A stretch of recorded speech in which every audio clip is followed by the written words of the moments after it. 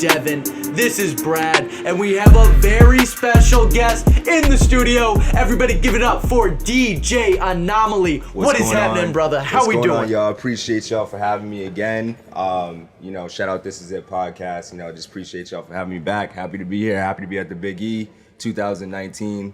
We're doing it real big over here on the Court of Honor stage. But we got stuff going on all over the place, so it's gonna be a real good. Absolutely.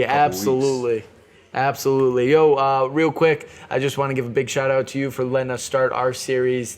After the encore, we started with you and Matt Maratia at MGM Springfield back in I want to say around July. Mm-hmm. But other than that, we're gonna get right into it right now. So, how old are you and where you're from? I'm 24. I'm from Springfield, Massachusetts. I've been out here, born and raised. Love this city to death. It's on my shirt. I'm repping it wherever I go. So, got to shout out the city of Springfield, Mass, real quick. I grew up out here in Springfield, but I ended up going to school in Long Meadow, which is a more suburban town. I was in a busing program and stuff, and that kind of shaped me. A lot of how I move through life, a lot of how I see life and stuff like that, how I see people moving and whatnot. So. What benefit did that experience give you coming from an area like Springfield and going to school in Long Meadow? Just straight up, I'll tell you right now, connections. I probably wouldn't be here today talking to y'all right now. I wouldn't be here today talking to y'all right now if it wasn't for, connections that I made, just being out there or friends and stuff like that. So that changed me. I learned how to network a little bit out there, which is huge. That got me to where, I basically am today just by networking, by being in the right place at the right time, and just growing, seeing how the other half lives. That's pretty much all it goes. That's the truth. Leaving high school, pretty much leaving Long Meadow. Where'd you go to college? I went to Westfield State. Shout out my bro Dev. He went to Westfield also. I learned, a little bit more of the same out there, but you gotta get that independence that comes along with being at school and stuff. Obviously I only live 40 minutes away, but I really made it a point. So I was I'm gonna stay out here. I'm gonna live on campus. I'm gonna, be independent and stuff. All that jazz, and that really helped me get started off into my life of DJing in the first place. Just being out on my own, really just trying to make moves happen and stuff like that. Back in 2016, I got my first opportunity to DJ for UMass Athletics for the football team. So that's where, I don't want to say that was my big break or anything, or that's where I got started, because I've been DJing for a long time, since I was 14. But just in terms of scaling these gigs up a little bit more and getting a little bit, bigger platforms, bigger, just everything. Actually learning how to become a DJ, I would say a lot of the stuff that I know, is just from being saying yes before you're ready. Even if you weren't ready to let's say to do a wedding or to do a show at UMass, or to do a show even, with Matt Maratia a couple months ago. I was the first time I did something like that before. But, you say yes before you're ready, and if you're serious enough, you'll be ready by the time, it comes up, so. So you're talking about, taking opportunities, the example that you gave, just taking it before you're ready. Mm-hmm. What was, the first opportunity that you got that you were kind of oh, shit, I really got this? That I really got this? Yeah, oh shit, I have this opportunity here. Uh-huh. Because, going into it before you're ready, that means, don't... Yeah. If you keep waiting for the right time will never come, you know what I mean? So I completely agree what you meant by that. But what was the moment where you took the job, or you took the gig, and you were kind of all right, how do I make this happen? How do I make this hot? Even though I was just using this example, I really got to say the UMass thing, because it really came out of nowhere. It's not I was promoting myself super heavy. It just kind of circling back into being in the right place at the right time. And it's even bigger than, just thinking that if I had the skill enough, if I had the stage presence enough, if I had, whatever, the it factor enough to be UMass Athletics DJ and everything. It wasn't just that. It was also about, saving up money so I could make sure I had the equipment to be ready for it and stuff. So, that's about, budgeting right, working hard, saving my money to make sure that I could, accept a position like that, because, some people might be DJing out here, they don't have the equipment necessary to like make some certain things happen. So that was a big thing for me. Also, even the show, like a couple, something more recent, the show a couple months ago with Matt, I wasn't necessarily ready for that. But when it came time, like, I just got like those game day jitters, it's like it's time to go. I felt good. I was like, I'm about to go up on there 20 minutes early and start, and cause I got it like that, so. See? That confidence falls through into the performance itself. I want to ask you, even like before you even got to all this, because you've been DJing for a long time. How'd you get started in it? Yeah, that's a good question, man. I just always grew up like a musical household. Like, my father was in a, family like funk band, like with the cousins, uncles, stuff like that. They all grew up listening to like, 70s, 80s funk, disco. I would say that's where I got my rhythm from, is just by, like waking up on a Saturday or Sunday morning and like hearing him bang on the drums and stuff like that. Was definitely influential. I love music in general, and then,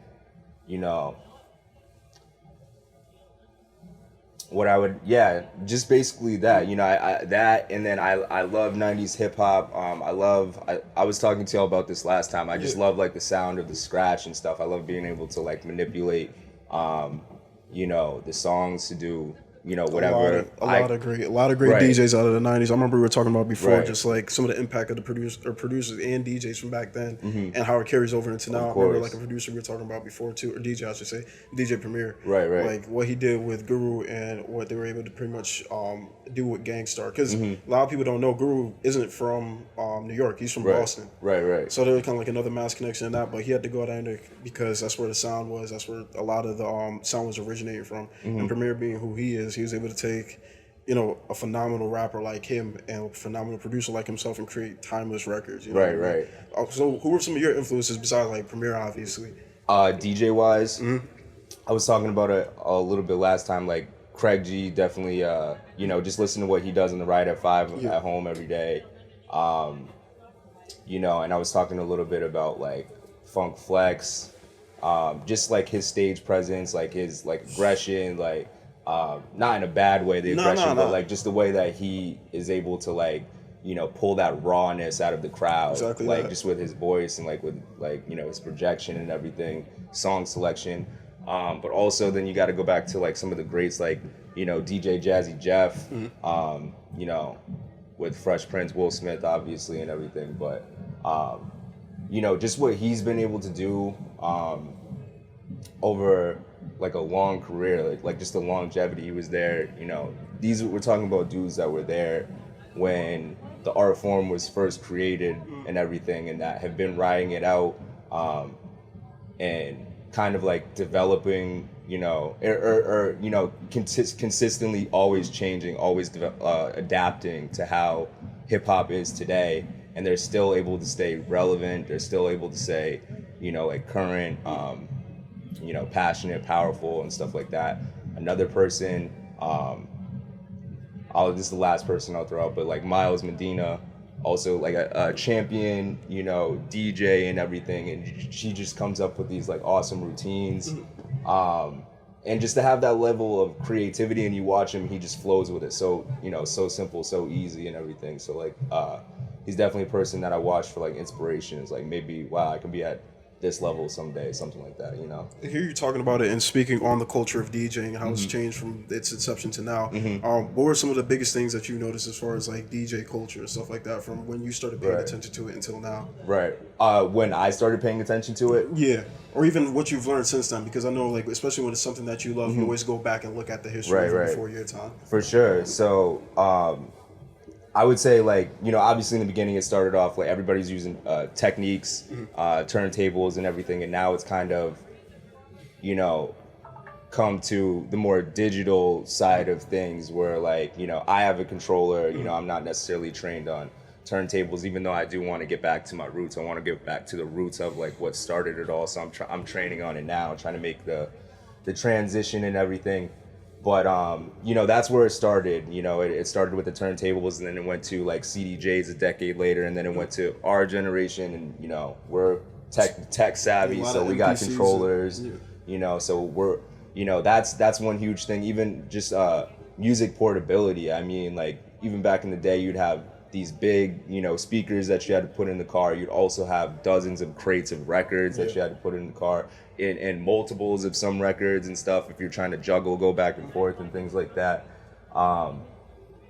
And now everything is on a hard drive, on a thumbstick or some, you know, flash drive or something like that. So I definitely have noticed, obviously, those are the obvious things. Yeah, with technology being involved. As far as the culture aspect of it, because I know back in the day, a big thing that used to happen a lot, especially with DJs, is beat battles.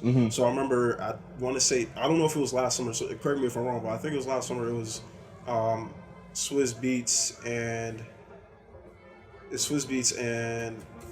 oh man, I'm blanking on the other. Oh yeah, no. It's gonna come back to me mid-interview, but Just Blaze. Thank you, Kill. That this Just Blaze and Swizz Beatz, they had a beat battle. I wasn't paying too much attention to the battle itself, but just hearing that, oh, that's happening. Because the last time even seeing one was when I was watching Juice. You know what I mean? So is that something that still occurs or anything? You know, I definitely think that's something that still goes on for sure. I think that's something that still goes on for sure, but you know, am I necessarily involved in them? Not really. You know, I would say like maybe some guys out and like, I don't know, in some more of the hip hop hubs of like the world, which is like New York and stuff, maybe Atlanta, something is going down like that. Is there necessarily a scene for that around here in Western Massachusetts? There could be. If there is, I'm not up on it, but I would have to definitely find out. Well, that's something you'd be interested in if that, like, not the, I don't want to say the opportunity, but just say like if there was like if the opportunity came up, is that something you'd be interested in? Yeah, why not? I'm in this whole mindset right now. I'm like, you know, exactly what I just said. Why not? You know, like why not strive, like just reach for higher goals and stuff like that. Even if we're going back to what I was saying before about saying yes before you're ready. You know, even if I'm not ready, you know, right now, make sure that I am ready before, you know, something like that was to happen. But that, you know, that's something that's interesting. I know there's definitely, like, in terms of hip hop artists around here, and not even just hip hop artists, but R&B. There's a lot of people out our age, young right now, that are, you know, definitely making big moves, but also using, you know, their social media platforms to like get them to the next level as well. And I think that is like, that's something that's really dope. That's something that our generation has to our advantage, and you know, to see like people using it for that, like even what you guys do with the podcast, you know, being on Instagram Live and TV and stuff like that, you know, just using your platform to get to the next level. So I think there's a lot of cool stuff like that going on. I do want to shift gears a little bit, and I want to point out something that What's up? You know, you're from Springfield, I'm from Springfield, and it has to be said that it's pretty amazing that two guys from Springfield are following their passion and it both led them to the same place. 100%. You know, that's why you know, like, I just appreciate that I'm here with y'all in the first place, you know, just because like you know, it's kind of, you know, our generation gets, you know, a lot of shit. Like everybody says we're entitled and this, that, and the third. But I see really like the hardest workers out of anybody coming out of, you know, we're started from the hole. And, you know, we started only from generation the taking drugs to study harder. right. You gotta do what you gotta do. You know what I mean? You know, a lot of us, you know, started in the hole.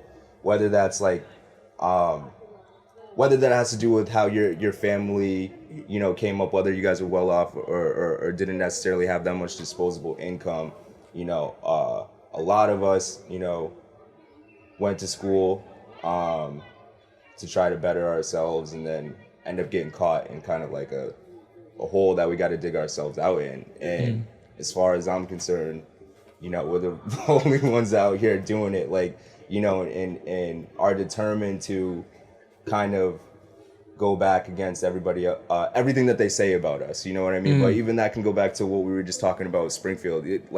Away from the millennial stuff for a second, like just in terms of what they say about people from Springfield. You know what I mean? Absolutely. Like I had to grow up listening to that all the time, every single day, and being defined by your exactly, zip code. Exactly, and I just try to, be like a living example every day that is not the case. Absolutely. That there is stuff to do out here, contrary to what everybody else talks about. And that there's mad talent out here. Period.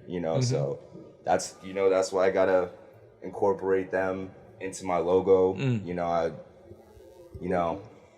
live, sleep, breathe, Springfield. So proud to be from here, and proud to just be kind of like a part of this, I would say, renaissance that's taken over, which is just, people being more excited and like getting different experiences and wanting to go to other events and stuff and supporting local talent, artists, whatever it is. So. Absolutely. So, your social media page has been flooded with a whole bunch of dates recently. And, shout out to you, man, because you're working, you're putting in the work, you're grinding, and you're really going after what you want, and it shows. Thank you, that's man. one thing that I absolutely admire about you. Thank you. We met at the showcase back in July, but I feel like I've just known you my whole life. Yeah, like, honestly, it's kind of weird. But just to see you getting to where you're at, or even the little time that we knew you from July to now, it goes without saying that you're doing what you need to do, and it's inspirational, and it's a beautiful sight to see. But let the people know what is happening next for DJ Anomaly. Yeah. What is your tour dates? What's going down? It's really crazy because it's of how my events have like been changing over the years. Before, like you could say even at the beginning of this year, it was primarily private events that I was doing. And so we're talking about like people's Jack and Jill's birthday parties, whether it was going to be like something for like a school prom or something like that, or a school dance or something like that. And now it's kind of like how my year's finishing off is like based off of, me being the featured talent, which is, this is a new experience to me, like, of this year. How's it feel, man? Like, it feels awesome, man. Like, it feels like even when we go back to the show we had at MGM with Matt, just to have like my own specific time slot in the beginning of that was dope. But to keep on topic of like what I have coming up, I have a lot more things like that coming up. So I have, including today, I have 7 more appearances at the Big E. So I'm gonna be here, Killing it, man. Thank you. Killing it. Be here, Who are you opening for? Today it's gonna be Bowling for Soup, I think, right? Yep. And then the one that I'm really trying to push, the one that I'm really excited and hyped about is next Saturday, the 21st. Naughty by Nature. Naughty by Nature is coming, and I'm old school hip hop head, so that's all I don't care who's sitting out in the crowd. Like I've been trying to like, keep it top 40 friendly, something that everybody can enjoy. I don't care. I'm going all out. My 90s hip hop sets. Throw a little bit of early 2000s in there too, but like, oh, you gotta kill it. Everybody, I'm excited. I'm gonna have a good time with that one. But basically we're doing. We also got Worthington Street Pub every Thursdays. Nice. That we're starting that bar up. We had a huge crowd this past Thursday. We did a Jersey party, so stay on the lookout for those theme parties that we're doing. Fridays I'm at Patty's every single Friday. Saturdays, kind of a mix. Like either I'm doing a lot of like private events still. I still have a lot of those coming in. But every now and then I'll throw a bar in there, and maybe I'll get like the Still right around the corner from here. But other than that, what else do I have coming up? Well, just mostly that stuff. The bar gigs, the private gigs. We're still riding out hard. I got the Marine Corps ball coming up too. I'm gonna be out in Foxwoods for that. So. Awesome. And then, last but not least, I just want to like plug 2 things. We got like me and my business partner Christina. We've been hosting events, for the past couple of years, and every single time we do it, they start to get ramped up a little bit. So we got the Hustle and Flow Day Party we just did this past August. That was a huge, huge turnout, huge success. We had a lot of like young business brands. and entrepreneurs out there doing their thing. So we're going to be looking to do that again the next year, but we're also spinning off of that. We're trying to get some like 35 and under networking mixers going on. You know, nothing like real corny where you go and you feel like you got to be dressed in a suit and tie, but you know, something at a nice, cool location. You know, there's food, there's a bunch of people like that are just in this room right now that, you know, like we're all a connection away, we're all a phone call away, we're all a text away and stuff like that. And so we also got that in the pipeline. But my New Year's Eve party, last but not least, it's gonna be my second annual New Year's Eve party, and it's just kind of been like evolving over the years. Because I always used to be like, all right, I don't know what to do on New Year's Eve, like ever, and then I would end up not having plans. And then watching a ball drop by yourself, like, you know, buy like a popcorn, you know. Right. So you know, basically it started off as like, you know, the first year I moved out, I hosted something at my house. Next year, which was last year, we stepped it up to a location downtown Springfield, and we had 125 guests come out, and we're looking to have like at least 200 this year. So that's what's going on. You know, if you guys are around, if you're available, definitely come out. We got food, music by DJ Anomaly, you know. Pop out at your party.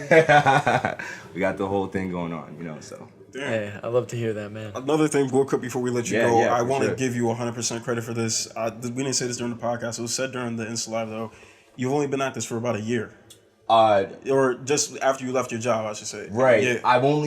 I haven't even technically been a full, like, entrepreneur for a year yet. I left my job at TD Bank, like, October of last year, and this is what's happened in that time. And like, it's crazy, man. Just gotta thank, you know, God, and just like being this blessed, and my family, my support system, you know, and just them for trusting me in the first place, that I know what I'm doing out here and stuff like that. Cause, you know, I don't know, some people's parents might look at you crazy if you decide to, you know, leave a good paying job and stuff like that. And, you know, where you had the opportunity to like climb and stuff like that. But this is me. This is what I want to do with my life. Just being an entrepreneur in general. It doesn't even always have to necessarily be about, you know, me being a DJ. Like LeBron James, after he retires, is not just going to be a basketball player anymore. Exactly. He's already much more than that. So, you know, just like so thankful for what's happened in the past year, and like we're just gonna try to keep it going, you know. I love that, man. Congrats on that, man. Yeah, absolutely. Before we let you get out of here, I do want to say this. Thank you for taking the time to sit down with you. You know, you're a really cool dude, man, and you're super inspirational. Thank you. You're also motivating a lot of people out here. You guys inspire me too, man. No, I appreciate definitely, that, man. Leave the job and then you got the biggie not even a year after the fact. So, I'd love how that played I don't know out. what it is, bro. But where can everybody find you on social media? You can find me on Instagram at official DJ Anomaly. You can also find me on Facebook by just typing in my name, Brenton Jenkins, or DJ Anomaly. I have a page there as well. Those are really the two only social medias I'm keeping up with right now. There's just a lot of other stuff going on, but you can find me at those two places right there. You know, if you want to hit me, shoot me a DM, you know, and we'll talk. We'll do business. I love it. And the final question for the episode, we ask this question to all of our guests, is what is your definition of success? I'm going to copy my answer from last time, because I think Go for it. It was. Yeah, no, I just think like honest success just is about, you know, being surrounded by like the people that, you know, you hold dear to you, and, you know, basically just being able to provide wealth for yourself and the people around you, which is, it doesn't even have to be like monetary wealth or anything like that. It could be wealth of life. It could be wealth of experiences, you know, wealth of love, a wealth of appreciation, you know. So that, in my opinion, you know, is success. I love it. I love it. That was it, man. Everyone, that was our interview with DJ Anomaly. Thank you again for coming through, sir. Thank you. Appreciate y'all for having me, my man Brad, Devin. This is it podcast. Thank you so much for having me again. Appreciate y'all. again, everyone, in this podcast, this episode brought to you by Big E Mothership Entertainment. As always, I am Brad. I'm Devin. And this is it.